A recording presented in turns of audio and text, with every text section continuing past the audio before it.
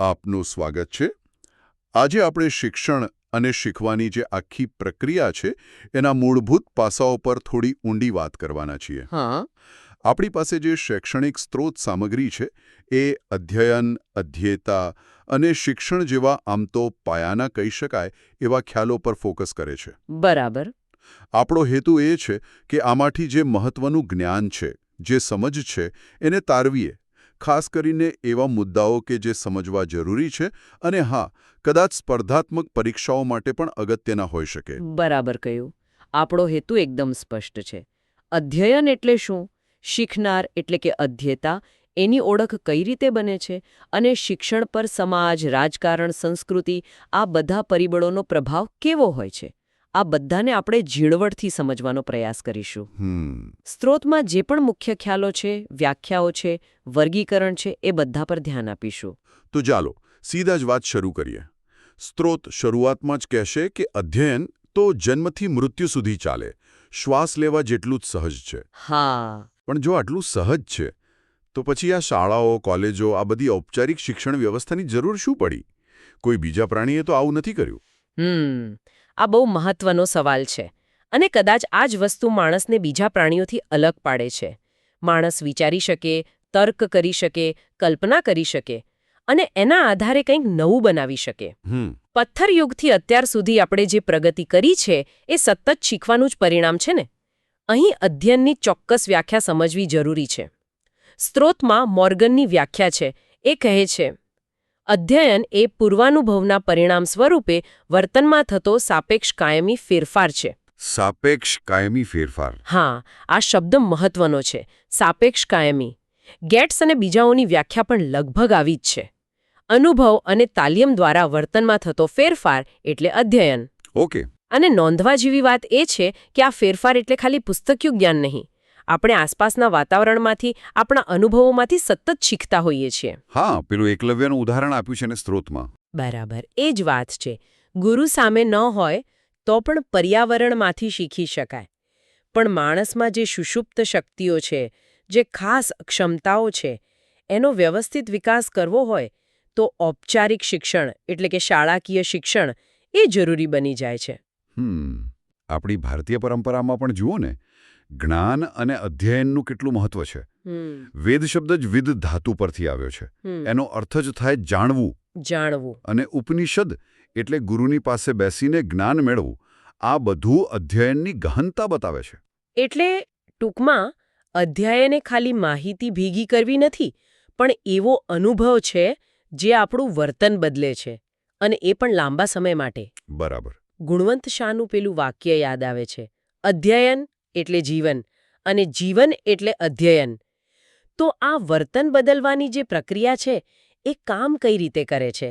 એના ભાગો કયા છે? ચોક્કસ. અધ્યયન આમ જુઓ તો જટિલ પ્રક્રિયા છે. એના મુખ્ય ઘટકો, પહેલું તો શીખનારનું પોતાનું પૂર્વજ્ઞાન અને અનુભવો. હા. બીજું, એને જે નવા અનુભવો મળે, નવી માહિતી મળે એ. ત્રીજું, શિક્ષક કે કોઈ માર્ગદર્શકનું ગાઈડન્સ. ચોથું, જે શીખ્યા એનું દ્રઢીકરણ, મતલબ કે પ્રેક્ટિસ, રિવિઝન. અને પાંચમું, મૂલ્યાંકન, જેથી ખબર પડે કે કેટલું શીખ્યા, કેવું શીખ્યા. આ આમ તો ઔપચારિક અધ્યયન પ્રક્રિયાના સ્ટેપ્સ છે. પણ આ સિવાય પેલું એકલવ્યના ઉદાહરણની જેમ વ્યક્તિ જાતે જ વાતાવરણ સાથે ઇન્ટરેક્શન કરીને પણ ઘણું શીખે, જેને આપણે અનૌપચારિક અધ્યયન કહી શકીએ.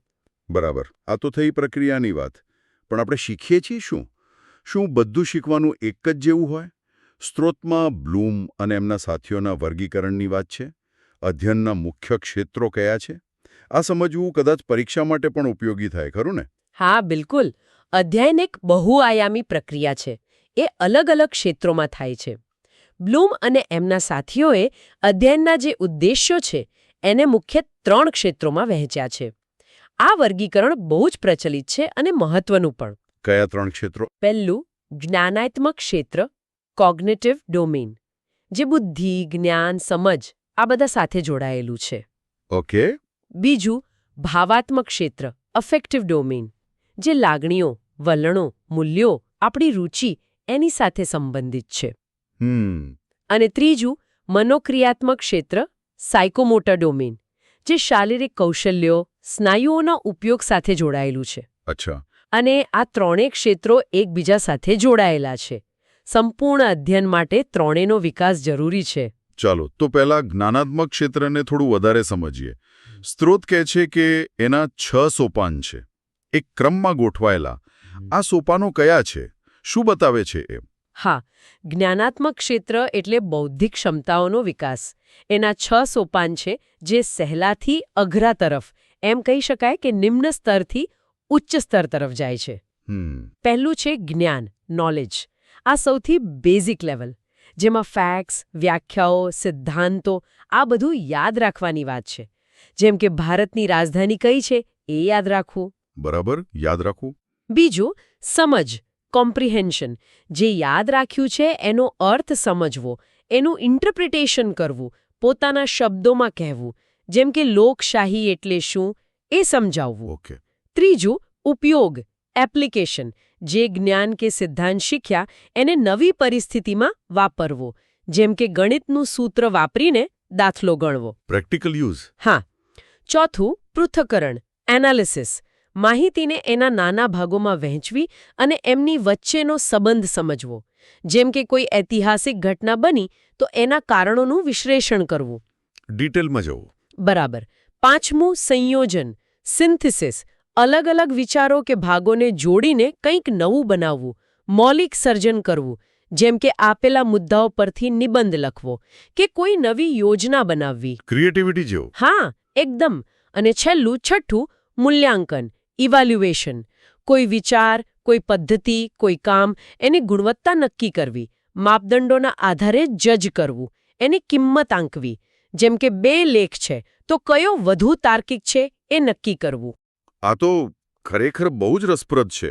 મતલબ કે સાચું જ જ્ઞાનાત્મક અધ્યયન એ ખાલી યાદ રાખવા પૂરતું નથી, પણ સમજવું, વાપરવું, એનું વિશ્લેષણ કરવું, પછી એના આધારે કંઈક નવું બનાવવું, અને છેલ્લે એ બરાબર છે કે નહીં એ પારખવું. આ આખી જર્ની એટલે જ્ઞાનાત્મક વિકાસ. બરાબર. અને જે છેલ્લા 3 સ્ટેપ છે, પૃથક્કરણ, સંયોજન, મૂલ્યાંકન, એ જ તો ક્રિટિકલ થિંકિંગ અને પ્રોબ્લેમ સોલ્વિંગ માટે જરૂરી છે ને? ચોક્કસ. સારું. હવે બીજા ક્ષેત્ર પર આવીએ. ભાવાત્મક ક્ષેત્ર. એમાં શું આવે? ભાવાત્મક ક્ષેત્ર એ જ્ઞાન કે બુદ્ધિ કરતાં વધારે આપણી લાગણીઓ, આપણા વલણો, એટીટ્યુડ્સ, અભિરુચિ, ઇન્ટરેસ્ટ, મૂલ્યો, વેલ્યુઝ અને કદરભાવ સાથે જોડાયેલું છે. આપણે કોઈ વિષય માટે કેવું ફીલ કરીએ છીએ, શીખવામાં આપણને કેટલી મજા આવે છે કે નથી આવતી, આપણા નૈતિક મૂલ્યો કેવા છે, આ બધું ભાવાત્મક ક્ષેત્રનો ભાગ છે. એના પણ 5 મુખ્ય સોપાનો છે જે આંતરીકરણની પ્રક્રિયા બતાવે છે. કયા 5? પહેલું, ધ્યાન આપવું, ગ્રહણશીલતા, રિસીવિંગ, અટેન્ડિંગ. કોઈ વસ્તુ કે માહિતી તરફ ધ્યાન આપવા તૈયાર થવું. જેમ કે ક્લાસમાં ટીચરની વાત ધ્યાનથી સાંભળવી. ઓકે. જસ્ટ ધ્યાન આપવું. હા. બીજું, પ્રતિભાવ આપવું, રિસ્પોન્ડિંગ. સક્રિય રીતે ભાગ લેવો, રિએક્ટ કરવો. જેમ કે ચર્ચામાં ભાગ લેવો, સવાલ પૂછાય તો જવાબ આપવો. ઇન્વોલ્વ થવું. ત્રીજું, મૂલ્ય આંકવું, વેલ્યુઇંગ. કોઈ વસ્તુ, વર્તન કે વિચારને મહત્વ આપવું, એને પસંદ કરવું, એની કદર કરવી. જેમ કે સ્વચ્છતાનું મહત્વ સમજવું અને એને અપનાવવું. વેલ્યુ સમજવી. ચોથું, સંગઠન, ઓર્ગેનાઇઝેશન. અલગ અલગ મૂલ્યોને પોતાની વેલ્યુ સિસ્ટમમાં ગોઠવવા. એમની વચ્ચે સુમેળ સાધવો. પ્રાયોરિટી નક્કી કરવી. જેમ કે પ્રમાણિકતા અને મિત્રતા વચ્ચે ક્યારેક સંઘર્ષ થાય તો શું પસંદ કરવું એ નક્કી કરવું. ઓહો, આ થોડું કોમ્પ્લેક્સ છે. હા. અને પાંચમું, મૂલ્ય સમૂહ દ્વારા લાક્ષણિકીકરણ, characterization by a value or value complex. મૂલ્યો એટલા ઊંડા ઉતરી જાય કે એ આપણા જીવન અને ચારિત્રનો ભાગ બની જાય. જેમ કે સત્યનિષ્ઠા કે અહિંસાને જીવનશૈલી તરીકે અપનાવી લેવી. સમજાયું. એટલે તમે એમ કહેવા માંગો છો કે કોઈ વ્યક્તિ ગણિતમાં ભલે ને બહુ હોશિયાર હોય, જ્ઞાનાત્મક, પણ જો એને ગણિત ગમતું જ ન હોય અથવા એના મહત્વની કદર જ ન હોય, ભાવાત્મક, તો એનું શીખવું અધૂરું કહેવાય. બિલકુલ સાચું. આ બંને ક્ષેત્રો જોડાયેલા છે એમને? હા, એકદમ. અને ત્રીજું ક્ષેત્ર, મનોક્રિયાત્મક ક્ષેત્ર, એ શું છે? બરાબર. જ્ઞાન અને ભાવ સાથે ક્રિયા પણ જોડાયેલી છે. મનોક્રિયાત્મક ક્ષેત્ર એટલે શારીરિક કૌશલ્યોનો વિકાસ, ફિઝિકલ સ્કિલ્સ. આમાં શરીરના અંગો અને સ્નાયુઓનો કુશળતાથી, કોઓર્ડિનેશનથી ઉપયોગ કરવાની ક્ષમતા કેળવાય છે. દાખલા તરીકે સારા અક્ષરે લખવું, સાયકલ ચલાવવી, કોઈ વાજિંત્ર વગાડવું, ક્રિકેટ રમવું, લેબમાં સાધનોનો ચોકસાઈથી ઉપયોગ કરવો, ડ્રોઈંગ કરવું, ટાઈપ કરવું, આ બધું મનોક્રિયાત્મક કૌશલ્યો છે. અચ્છા, સ્કિલ્સ. હા, આમાં ચોકસાઈ, સ્પીડ, લય, કોઓર્ડિનેશન આ બધું મહત્વનું છે. સ્પષ્ટ થયું. એટલે અધ્યયન ખરેખર એક હોલિસ્ટિક, સમગ્રલક્ષી પ્રક્રિયા છે, જેમાં આપણું મન જ્ઞાનાત્મક, આપણી લાગણીઓ ભાવાત્મક અને આપણું શરીર મનોક્રિયાત્મક ત્રણેય આવી જાય. બરાબર. હવે આપણે અધ્યયનના ક્ષેત્રો સમજ્યા, તો હવે જે અધ્યયન કરે છે એના પર આવીએ, અધ્યતા પર. સ્ત્રોતમાં સ્વ-ઓળખ, સેલ્ફ આઇડેન્ટિટીની વાત છે. આ સ્વ-ઓળખ એટલે શું અને શીખનાર માટે કેમ આટલી મહત્વની છે? પેલું સુધાચંદનનું ઉદાહરણ પણ છે. હા, સ્વ-ઓળખ એ બહુ જ ગહન અને અગત્યનો કોન્સેપ્ટ છે. સાદા શબ્દોમાં કહીએ તો સ્વ-ઓળખ એટલે પોતાની જાતને બરાબર જાણવી અને સ્વીકારવી. પોતાની જાતને જાણવી. હા, મારી શક્તિઓ કઈ છે, મારી મર્યાદાઓ શું છે, મારામાં શું પોટેન્શિયલ છે, મારા શોખ, મારી રુચિ, મારા વલણો, મારા મૂલ્યો શું છે. આ બધા સવાલોના જવાબ મેળવીને પોતાના વિશે એક સ્પષ્ટ ચિત્ર બનાવવું એ સ્વ-ઓળખ છે. આ જે સેલ્ફ અવેરનેસ છે એ વ્યક્તિમાં આત્મવિશ્વાસ, આત્મશ્રદ્ધા, સેલ્ફ એસ્ટીમ જગાવે છે. પેલું સુધાચંદ્રનનું ઉદાહરણ બહુ જ પાવરફુલ છે. હા. એક અકસ્માતમાં પગ ગુમાવ્યો, પણ પોતાના સ્વની ઊંડી સમજ, મજબૂત મનોબળ અને ડાન્સ પ્રત્યેનો લગાવ, એના કારણે એ ફરીથી નાચી શક્યા અને સફળ પણ થયા. આ સ્વ-ઓળખનું બેસ્ટ ઉદાહરણ છે. એ તમને મુશ્કેલીઓ સામે લડવાની હિંમત આપે છે અને પોતાના ગોલ નક્કી કરવામાં મદદ કરે છે. તો પછી આ સ્વ-ઓળખ વિકસાવવામાં શિક્ષક શું કરી શકે? કારણ કે બાળકની ઓળખ ઘડવામાં શાળા અને શિક્ષકનો રોલ તો હોય જ છે. ચોક્કસ. શિક્ષકની ભૂમિકા અહીં માર્ગદર્શક, પ્રેરક અને ફેસિલિટેટરની છે. શિક્ષક વિદ્યાર્થીને પોતાની જાતને ઓળખવા માટે પ્રોત્સાહિત કરી શકે, એની સ્ટ્રેન્થ અને વીકનેસ વિશે કન્સ્ટ્રક્ટિવ ફીડબેક આપી શકે. વિદ્યાર્થીના વિચાર, વાણી અને વર્તનમાં એક સૂત્રતા આવે એ માટે પ્રેરણા આપી શકે. મુશ્કેલ પરિસ્થિતિમાં બેલેન્સ કેમ રાખવું, મનોબળ કેમ મજબૂત કરવું એ શીખવી શકે. પોતાની ભૂલો સ્વીકારીને એમાંથી શીખવા માટે એટલે કે સેલ્ફ ઇન્સ્પેક્શન માટે પ્રોત્સાહન આપી શકે. અને પેલું સમાધાનકારી વલણ. હા, એ પણ. સ્વની સાથે પરના હિતનું પણ વિચારવું, કોમ્પ્રોમાઇઝ કરતા શીખવું, આ બધું સ્વ-વિકાસનો ભાગ છે. આ સ્વ-ઓળખ અને સ્વ-વિકાસ માટે પોતાની જાતનું પૃથક્કરણ કરવાની કોઈ પદ્ધતિઓ પણ આપી છે સ્ત્રોતમાં? આપણે આપણી જાતને વધારે સારી રીતે કઈ રીતે ઓળખી શકીએ? હા, સ્ત્રોત મુખ્યત્વે 3 પદ્ધતિઓ બતાવે છે જે સેલ્ફ એનાલિસિસમાં મદદ કરે. કઈ 3? પહેલી, આત્મનિરીક્ષણ, ઇન્ટ્રોસ્પેક્શન. એટલે પોતાની અંદર જોવું, પોતાના વિચારો, લાગણીઓ, હેતુઓ, વર્તન એનું ધ્યાનથી અવલોકન કરવું. આ મેડિટેશનથી, શાંતિથી વિચારીને કે પછી રેગ્યુલર ડાયરી લખીને પણ થઈ શકે. સ્ત્રોતમાં ક્રમમાપન દંડ અને પ્રસંગ નોંધ જેવા ટૂલ્સનો પણ ઉલ્લેખ છે. ઓકે. ઇન્ટ્રોસ્પેક્શન. આ સાચા સ્વરૂપની, પોતાની અંદરની શક્તિઓની અને જીવનના હેતુની અનુભૂતિ થાય. આનાથી લાઈફ પ્રત્યેનો દૃષ્ટિકોણ બદલાય છે. વ્યક્તિ વધુ જાગૃત અને સંતુલિત બને. અને ત્રીજું, આત્મનિરૂપણ, સેલ્ફ એક્સપ્રેશન રિપ્રેઝન્ટેશન. વ્યક્તિ પોતાના કામથી, પોતાના વર્તનથી પોતાની જાતને વ્યક્ત કરે છે. એના સારા ગુણો, ક્ષમતાઓ, વિચારો જ્યારે બહાર આવે ત્યારે સમાજમાં એની એક ઓળખ બને છે અને એને પોતાના વિશે પણ વધુ ક્લેરિટી મળે છે. બરાબર.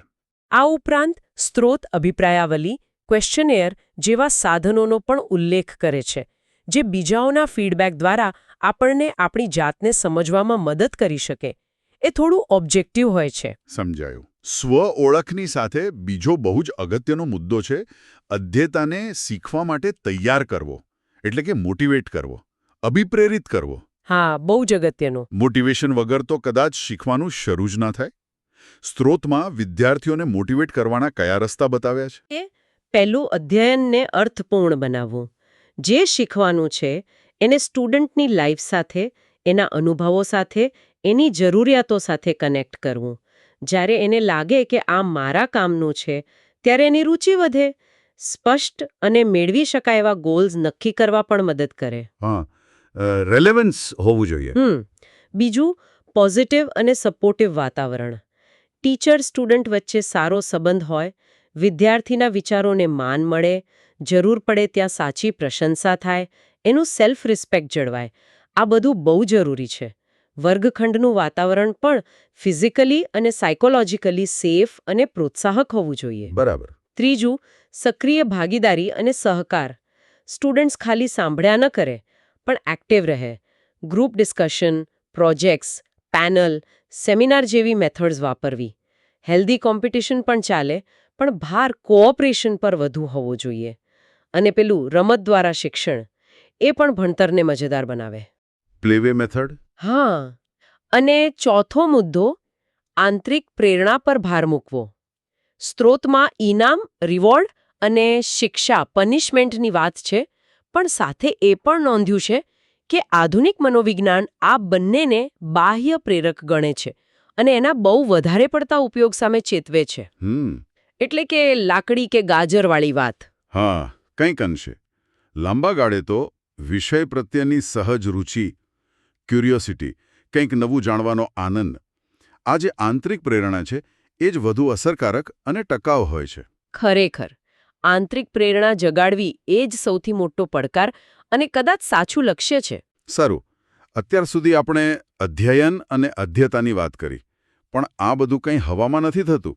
એની આસપાસનો સમાજ, રાજકીય વ્યવસ્થા, સંસ્કૃતિ, આ બધાની પણ અસર થતી હોય છે. બિલકુલ. સ્ત્રોત કહે છે કે શિક્ષણના જે ધ્યેયો છે એના પર આ પરિબળોનો ઘણો પ્રભાવ હોય છે. આ કઈ રીતે કામ કરે છે? ચોક્કસપણે. શિક્ષણ એ સમાજથી અલગ કોઈ ટાપુ નથી, એ સમાજનો જ એક ભાગ છે.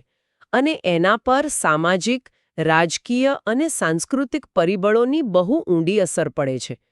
આ પરિબળો જ શિક્ષણના ધ્યેયો, અભ્યાસક્રમ, ભણાવવાની રીતો, આખી સિસ્ટમને ઘડે છે. આપણે ટૂંકમાં દરેકને સમજીએ. હા. પહેલું, સામાજિક પરિબળો. શિક્ષણનો એક મુખ્ય હેતુ સમાજની જરૂરિયાતો પૂરી કરવાનો છે. સમાજનો વિકાસ કરવો, જરૂર પડે ત્યાં પરિવર્તન લાવવું, નવું નિર્માણ કરવું. શિક્ષણ દ્વારા સમાજના જે કુરિવાજો છે, અંધશ્રદ્ધા છે, ભેદભાવ છે, જ્ઞાતિના, લિંગના, વર્ગના, એ બધાને દૂર કરવાનો પ્રયત્ન થાય છે. એ સામાજિક સમાનતા, ન્યાય, સેક્યુલરિઝમ, રાષ્ટ્રીય એકતા જેવા મૂલ્યો શીખવે છે. વ્યક્તિને સમાજ સાથે એડજસ્ટ થવામાં અને એક સારા નાગરિક તરીકે જીવવામાં મદદ કરે છે. બરાબર. બીજું, રાજકીય. એ શિક્ષણના ધ્યેયો નક્કી કરવામાં મોટો ભાગ ભજવે છે. જેમ કે લોકશાહી દેશ હોય તો શિક્ષણનો હેતુ નાગરિકોમાં લોકશાહી મૂલ્યો કેળવવાનો, એમના અધિકારો અને ફરજો પ્રત્યે જાગૃત કરવાનો, જવાબદાર નાગરિકો તૈયાર કરવાનો અને નેતૃત્વ વિકસાવવાનો હોય છે. તે લોકોને બંધારણીય રસ્તા અપનાવવાનું શીખવે છે. જ્યારે સરમુખત્યારશાહી હોય તો શિક્ષણનો ઉપયોગ શાસકની વિચારધારા લોકો પર થોપવા માટે પણ થઈ શકે છે. શિક્ષિત નાગરિકો અને નેતાઓ દેશના રાજકીય વિકાસ અને સારા શાસનમાં મહત્વનો ભાગ ભજવે છે. રાજકીય જાગૃતિ લાવવામાં, ભ્રષ્ટાચાર જેવા મુદ્દાઓ સામે લડવામાં પણ શિક્ષણ મદદ કરે છે. અને ત્રીજું, સાંસ્કૃતિક પરિબળો. સાંસ્કૃતિક પરિબળો. સંસ્કૃતિ એટલે શું? સમાજની જીવવાની રીત, એના મૂલ્યો, માન્યતાઓ, પરંપરાઓ, રીત રિવાજો, કલા, સાહિત્ય, જ્ઞાન વિજ્ઞાન, આ બધું. શિક્ષણ સંસ્કૃતિના સંદર્ભમાં મુખ્ય 3 કામ કરે છે. આ યાદ રાખવા જેવા છે. કયા 3? સંરક્ષણ, આપણો જે સાંસ્કૃતિક વારસો છે એને સાચવવાનું કામ. સંક્રમણ, આ વારસાને એક પેઢીથી બીજી પેઢી સુધી પહોંચાડવાનું કામ. અને સંવર્ધન, સંસ્કૃતિમાં સમય પ્રમાણે જરૂરી ફેરફાર લાવીને એનો વિકાસ કરવાનો, એને વધુ સમૃદ્ધ બનાવવાનું કામ. સંરક્ષણ, સંક્રમણ અને સંવર્ધન. બરાબર. શિક્ષણ વ્યક્તિને પોતાની સંસ્કૃતિને સમજવા, એની કદર કરવા અને દુનિયાની બીજી સંસ્કૃતિઓ સાથે તાલ મિલાવવા માટે તૈયાર કરે છે. આ ઉપરાંત સ્ત્રોતમાં શિક્ષણની ઉદ્યોગો અને કૃષિ જેવા આર્થિક ક્ષેત્રો પર શું અસર થાય છે એની પણ વાત છે. આ કનેક્શન કેમ મહત્વનું છે? હા, શિક્ષણ એ આર્થિક વિકાસનું પણ એક મોટું એન્જિન છે. કઈ રીતે? ઉદ્યોગો પર અસર જુઓ. શિક્ષણ અને ટ્રેનિંગથી જ કુશળ કારીગરો, ટેકનિશિયન, એન્જિનિયર, મેનેજર તૈયાર થાય છે, જે ઇન્ડસ્ટ્રીયલ ગ્રોથ માટે જરૂરી છે. નવી ટેકનોલોજીનો વિકાસ અને ઉપયોગ પણ શિક્ષણથી જ શક્ય બને છે. એનાથી પ્રોડક્ટિવિટી અને એફિશિયન્સી વધે છે. અને ખેતી પર? કૃષિ પર અસર. શિક્ષિત ખેડૂત નવી વૈજ્ઞાનિક ખેતી પદ્ધતિઓ અપનાવી શકે, સુધારેલા બિયારણ, જંતુનાશક, સિંચાઈની નવી રીતો વગેરે એ બજારની માહિતી મેળવી શકે અને પોતાની ઉપજનો સારો ભાવ મેળવી શકે. હા, એ વાત સાચી. આ બંને ક્ષેત્રોમાં શિક્ષણથી જે સુધારો આવે એનાથી દેશનું ઉત્પાદન વધે, રોજગારી વધે, બેરોજગારી ઘટે અને દેશની આર્થિક સમૃદ્ધિ વધે. તો આજની આ આખી ચર્ચા પરથી આપણે એમ કહી શકીએ કે અધ્યયન એ ખરેખર બહુ જ વ્યાપક, મલ્ટીડાયમેન્શનલ અને સતત ચાલતી પ્રક્રિયા છે. એ ખાલી મગજની કસરત નથી, જ્ઞાનાત્મક, પણ એમાં આપણી લાગણીઓ અને મૂલ્યો, ભાવાત્મક અને આપણા શારીરિક કૌશલ્યો, મનોક્રિયાત્મક પણ વિકસે છે. શીખનારની પોતાની ઓળખ, સ્વઓળખ અને શીખવાની પ્રેરણા, અભિપ્રેરણા એના કેન્દ્રમાં છે. બરાબર. અને આ બધું જ એક મોટા સામાજિક, રાજકીય અને સાંસ્કૃતિક સંદર્ભમાં થાય છે અને એના પર અસર પણ કરે છે. બરાબર. સારાંશ આપ્યો. આ બધું જોતા એક વાત તો સ્પષ્ટ થાય છે કે શિક્ષણ અને અધ્યયન એ વ્યક્તિ અને સમાજના વિકાસ માટે કેટલું બધું અનિવાર્ય છે. હા. અને આજના આ ફાસ્ટ બદલાતા ટેકનોલોજીના યુગમાં જ્યાં માહિતીનો એટલો બધો ધોધ વહી રહ્યો છે, ત્યાં આજીવન અધ્યયન, લાઇફલોંગ લર્નિંગ, સતત શીખતા રહેવું એ હવે ખાલી ઓપ્શન નથી, પણ જરૂરિયાત બની ગયું છે. ખરું. આ સંદર્ભમાં એક વિચાર આવે છે કે આપણી અત્યારની જે શિક્ષણ પ્રણાલીઓ છે એ આ આજીવન અધ્યયનની જરૂરિયાતને પહોંચી વળવા માટે કેટલી સક્ષમ છે અને ભવિષ્યની જરૂરિયાતો માટે એમાં કેવા ફેરફારો કરવા જરૂરી છે. આ એક પ્રશ્ન છે જેના પર આપણે સૌએ વિચારવું રહ્યું. ચોક્કસપણે. આ બહુ જ મહત્વનો અને વિચારવા જેવો પ્રશ્ન છે. આજના આ ઊંડાણપૂર્વકના વિશ્લેષણમાં જોડાવા બદલ આપનો ખૂબ ખૂબ આભાર.